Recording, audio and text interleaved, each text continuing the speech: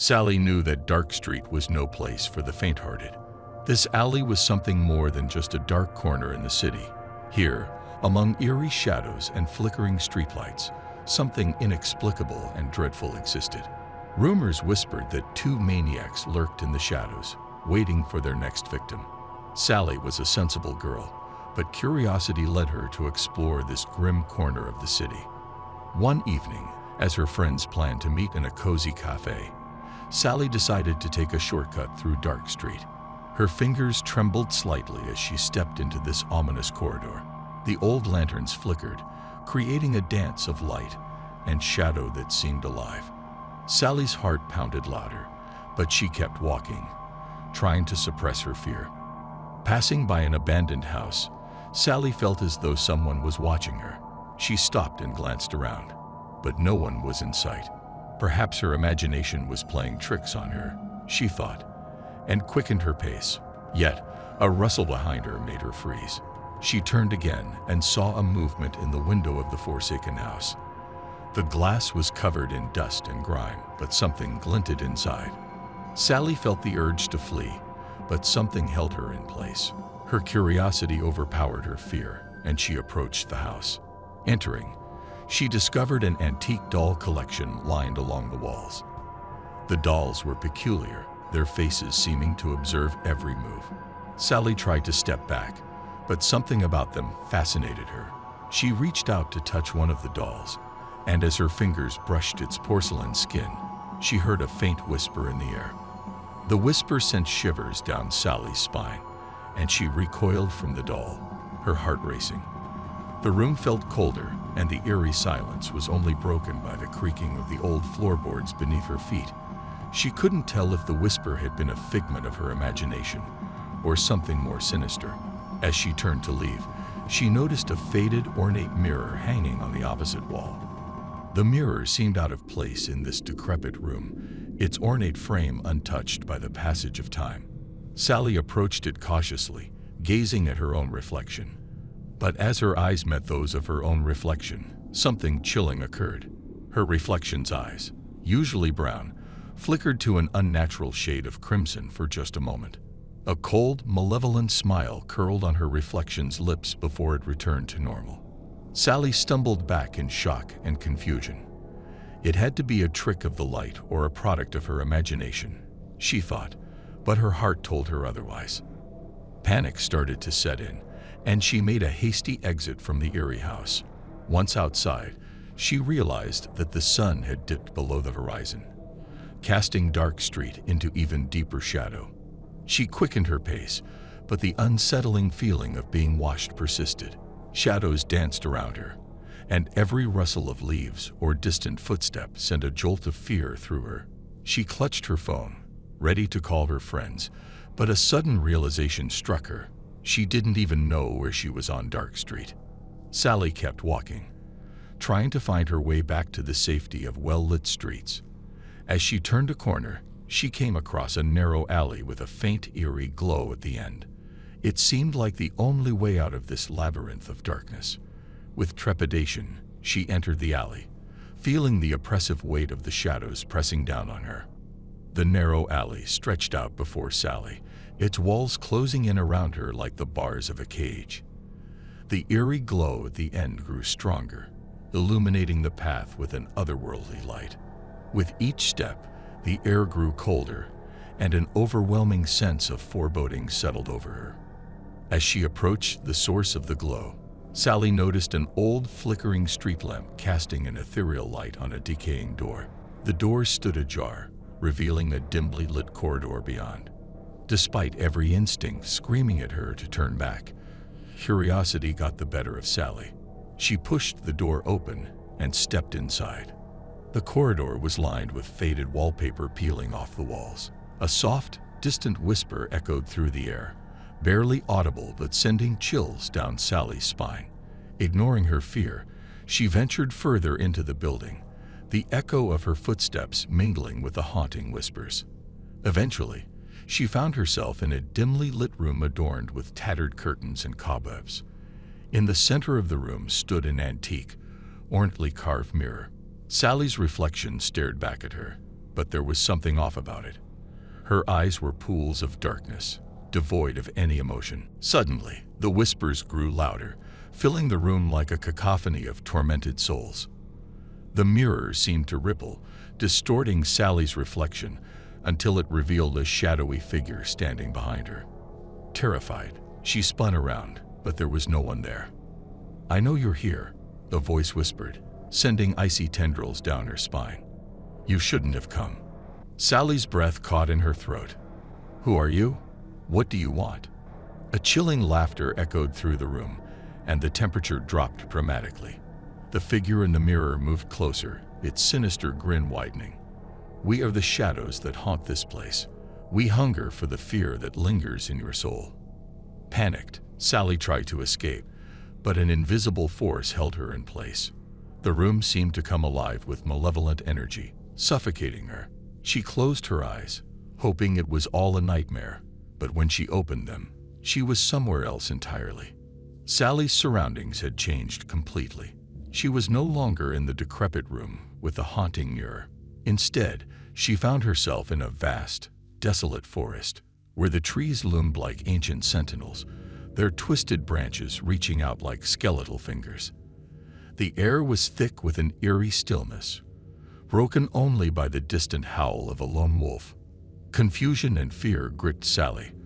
Was this some twisted nightmare, or had she truly been transported to this otherworldly place? As she ventured deeper into the forest, the shadows seemed to dance around her, whispering secrets of forgotten tales and lost souls. Every rustle of leaves and distant sound sent her heart racing. In the distance, Sally spotted a faint light flickering through the trees. Hope surged within her as she followed the light, hoping it would lead her back to reality. The path was treacherous, with thorns snagging at her clothes and unseen roots tripping her. Yet the flickering light remained her beacon of salvation. After what felt like an eternity, Sally emerged from the dense forest into a small clearing. In the center stood an ancient, crumbling mansion, its windows broken and ivy crawling up its walls. The flickering light seemed to emanate from within the mansion, drawing her closer. Driven by a strange mix of curiosity and desperation, Sally pushed open the mansion's creaky door. The interior was just as decayed as the exterior, with dust motes dancing in the weak light that filtered through the cracked windows. As she ventured further inside, the air grew heavy with a sense of malevolence. In one room, she discovered an old journal, its pages yellowed with age. The entry spoke of a dark ritual performed by a group of individuals seeking immortality. The ritual had gone horribly wrong, trapping their souls in the mansion, where they hungered for the fear and despair of the living. Sally's blood ran cold as she realized the truth. She was not alone. The souls trapped in the mansion had lured her here, feeding off her fear and despair. The flickering light that had guided her was nothing but a trap, designed to draw her into their clutches. Terrified but determined, Sally knew she had to find a way out. She clutched the journal, hoping its secrets held the key to breaking the curse. As she delved deeper into the mansion's dark history, she felt a presence watching her, its malevolence intensifying. With trembling hands, Sally continued to read the journal, desperate to find a way to escape the clutches of the vengeful spirits. The entries revealed a series of rituals and symbols, suggesting that the key to breaking the curse lay in a long-forgotten incantation. Sally's mind raced as she tried to decipher the cryptic instructions. As she recited the incantation written in the journal, the mansion seemed to come alive with supernatural energy. Shadows twisted and contorted, and the air crackled with an otherworldly power. The malevolent presence grew stronger, its anger palpable.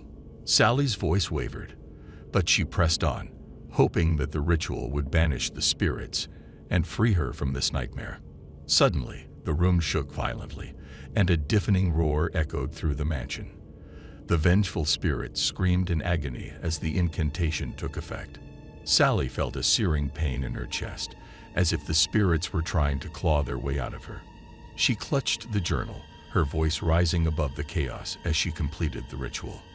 In an instant, the mansion was consumed by blinding light. Sally shielded her eyes, and when the light subsided, she found herself back on Dark Street. The mansion and the forest were gone, replaced by the familiar cityscape. Exhausted but alive, Sally stumbled back to the well-lit streets, her heart still pounding with fear. She clung to the journal, a grim reminder of the horrors she had faced. The experience had changed her, leaving an indelible mark on her soul. Exhausted but alive, Sally stumbled back to the well-lit streets, her heart still pounding with fear. She clung to the journal, a grim reminder of the horrors she had faced. The experience had changed her, leaving an indelible mark on her soul. As she reunited with her friends, Sally recounted her harrowing ordeal. They listened in disbelief, their faces a mix of horror and awe. Though they could never truly understand the depths of her terror, they offered her comfort and support. In the days that followed, Sally tried to put the nightmare behind her, but the memory of the vengeful spirits haunted her dreams. She became obsessed with the occult, researching ancient rituals and supernatural phenomena in an attempt to make sense of her experience. And so, Sally's life took a dark turn as she delved deeper into the mysteries of the supernatural. Little did she know that her encounter with the vengeful spirits had awakened something within her, an innate power that would draw her into a world of shadows and secrets.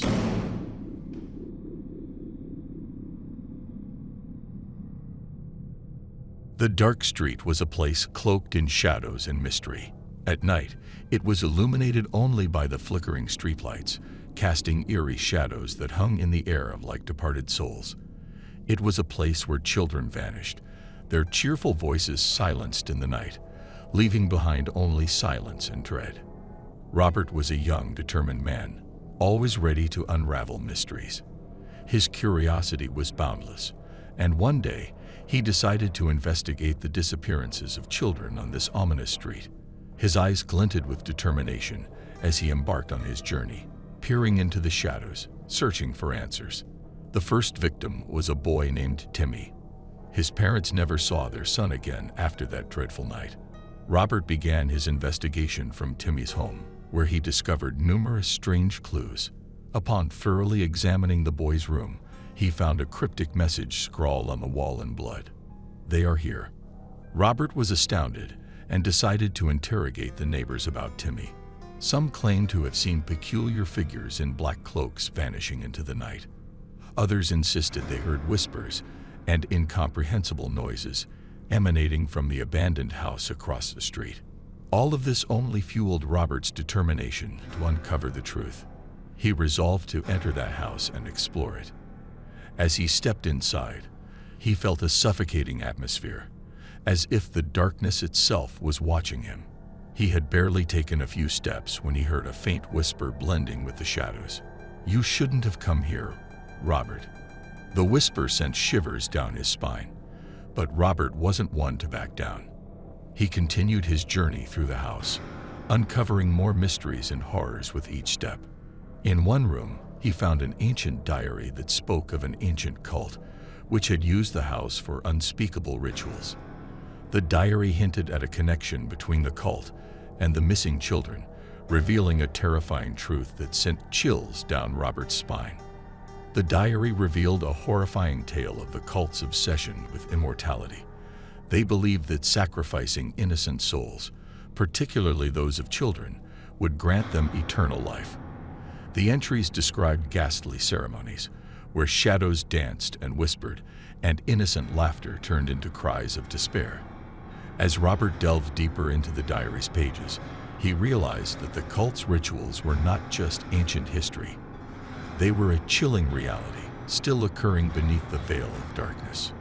Determined to stop the malevolent cult, Robert meticulously pieced together the clues. He discovered a pattern in the disappearances. Every child had been taken precisely on the night of a lunar eclipse. Armed with this knowledge, Robert waited patiently for the next eclipse, knowing it would be the cult's opportunity to strike again. The night of the eclipse arrived, casting an eerie red glow over the dark street. Robert positioned himself strategically, keeping a watchful eye on the abandoned house. As the moon was gradually consumed by the shadow of the earth, He saw cloaked figures emerging from the depths of the house, their eyes gleaming with sinister intent. Silently, Robert followed them, his steps careful not to betray his presence. The cultists led him to a hidden chamber beneath the house, adorned with symbols of ancient power. There, he witnessed the cult's horrifying ritual. A circle of children, their eyes wide with terror, surrounded by chanting cultists, their voices rising with each incantation. With every ounce of courage, Robert burst into the chamber, disrupting the ritual. Chaos ensued, shadows writhing in anger. A fierce battle between light and darkness unfolded, with Robert standing his ground, determined to protect the innocent souls. The struggle was intense, but Robert's determination prevailed. With a final incantation, he banished the malevolent forces back to the shadows from whence they came. The children were saved, their cries of fear now replaced by tears of relief. The cultists, stripped of their dark powers, were apprehended by the authorities, ensuring that they would never harm anyone again. In the aftermath, the dark street was no longer haunted by fear. The shadows that once seemed menacing now served as a reminder of the courage it took to confront the darkest of secrets. Robert became a local hero, his story inspiring others to stand up against the forces of darkness. But even as peace returned to the once tormented street, Robert couldn't shake off the haunting memories. The whispered threats, the malevolent glares, they lingered in his nightmares, a reminder of the price he had paid to unveil the truth.